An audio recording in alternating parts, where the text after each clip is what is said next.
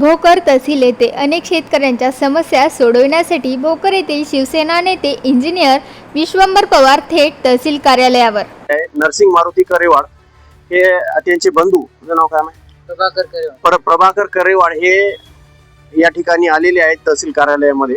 SDO साहेबांकडे पण भेट झालेली आहे. मी त्यांचं एक निवेदन होतं, त्यांची शेती जे आहे तलावामध्ये गेल्यामुळे त्यांना जे मावेजा आहे शासनाकडून जे मावेजा मिळाले पाहिजे, त्यांना शेती लगत असलेल्यांना शेती जेला 1 कोटी रुपये हेक्टरी मिळाले आणि यांना हेक्टरी 10 लाख रुपये मिळाले. ह्या तफावत कस काय ह्या विवंचनेमध्ये त्यांचे बंधू नरसिंग मारुती करेवाड हे कोर्ट कचेरीमध्येच होत आहे.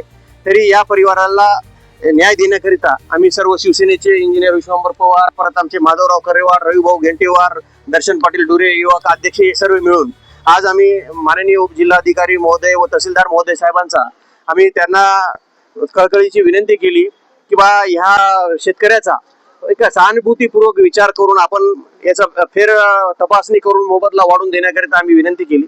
याच्यामध्ये यांना कोर्टामध्ये जाण्याचं त्यांनी सल्ला दिलेला आहे. ऑलरेडी यांनी कोर्टात दिलेले आहे, पण कोर्टाचा निकालाला विलंब आहे आणि या मागणीला आम्ही खंबीर पाठिंबा देऊन आम्ही सर्व शिवसैनिक यांच्या पाठीशी आहे आणि जिथे बी अन्याय होत असेल तिथे शिवसेना आमची हजर आहे. एवढंच मी या ठिकाणी सांगतो आणि ह्या पिंपळगाव येथील या नरसिंग मारुती करेवाड यांच्या परिवाराला न्याय देऊजेपर्यंत आम्ही शांत बसणार नाही.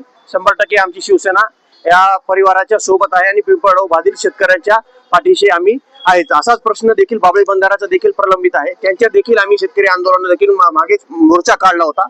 जर हे जर झालं नसेल तर आम्ही या विषयावर आम्ही लगेच एक मोठा जिल्हाधिकारी कार्यालयावर मोर्चा नेणार आहोत.